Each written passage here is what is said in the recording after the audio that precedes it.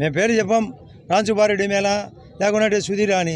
ఒకరు వైడ్ బాలుకు ప్రశస్తి ఒకరు నోబాలు వీళ్ళు వైడ్ బాలు నోబాలు వేస్తా మేము బ్యాట్ తీసుకొని గూగులీ బాల్ కూడా సిక్సర్ కొడతాం రాజకీయాల్లో మాకు తెలుసు అంట ఇదెల్లా ఇక్కడ ఏం చేయాలా ఏం కథ అని ఇక్కడ మెడికల్ ఈరోజే ఉదాహరణ ఇది 3వ మెడికల్ క్యాంపు రేపు జాబ్ మేళ కూడా పెడతాం మన గండికోట ఉత్సవాలు నడిపినాం బ్రహ్మాండంగా పెమ్మసాని చంద్రశేఖర్ గారితో మాట్లాడి వెంటనే ఫైల్ రన్ చేయించిన సెంట్రల్ మినిస్టర్కు ఫైల్ రన్ అయింది ఎక్కడ లేని విధంగా అందరికంటే ఎక్కువ 7 కోట్లు 8 కోట్ల రూపాయలు ఓన్లీ R&B రిపేర్లకు తెచ్చినాం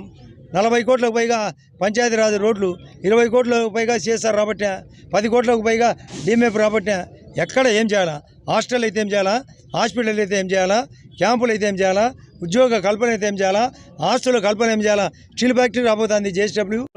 వెంకటేశ్వర స్వామి నరసింహస్వామి నుండి ప్రయాణమై తిరుమలకు చేరేటప్పుడు మధ్యలో మనది తొలి గడప అందుకే దాని పేరు కడప ఇది చాలా ప్రశస్తమైంది కడప స్లాబ్స్ అన్నా కడప పేరు అన్నా అందరూ ఒక ధర్మంగా ఉన్నది మన గండికోట కూడా కడపలో అంతర్భాగం సిద్ధవటం కోట మన దర్గా ఇన్ని ప్రశస్తమైన ఈ కడప జిల్లా పేరు పక్కన పెట్టి తన ఇష్టం వచ్చేట్టు నేను ఏం చేస్తే అది చెల్లుతాదని రాజ్యాంగంలో భారత రాజ్యాంగాన్ని పక్కన పెట్టి భారతీయ రాజ్యాంగం ఏ విధంగా మార్చినాడో పేరు పెట్టడం చాలా తప్పు దాన్ని మేము ఎవరూ ఒప్పుకోలేదు ఆల్రెడీ ముఖ్యమంత్రి గారికి చెప్పడం జరిగింది వీళ్ళు కూడా అదే రిప్రజెంటేషన్ ఇవ్వడం జరిగింది దీన్ని మేము ప్రొడ్యూస్ చేసి ఖచ్చితంగా పాత పేరు కంటిన్యూ అయ్యేటట్టుగా ఖచ్చితంగా పట్టుబట్టి చేస్తాం లీగల్గా కూడా ఆలోచన చేసినాం అవసరమైతే లీగల్ ఫైట్ కూడా చేస్తాం ఇష్టానుసారం ఏం లేదు ఇక్కడ ఏదో మా తల్లిదండ్రుల పేరు మా సొంత భూములకైతే పెట్టుకోవచ్చు పట్టా పాస్బుక్లు అట్లే పెట్టినాడు తన ముఖం దరిద్ర ముఖం అడ్డపెట్టి తీసేసినాం ఆ దరిద్రమైన ఆలోచన పోవాలి ఇక్కడ ఏం పని చేసావాలే బుడమేరు సంఘటన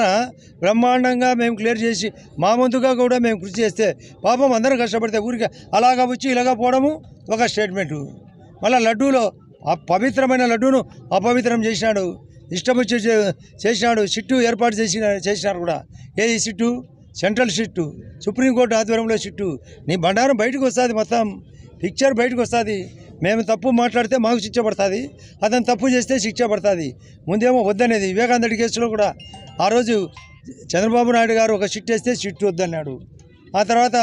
CBI కావాలన్నాడు ఆ తర్వాత CBI వద్దు సిట్టు కావాలన్నాడు ఆ తర్వాత CBI అయింది ఆ తర్వాత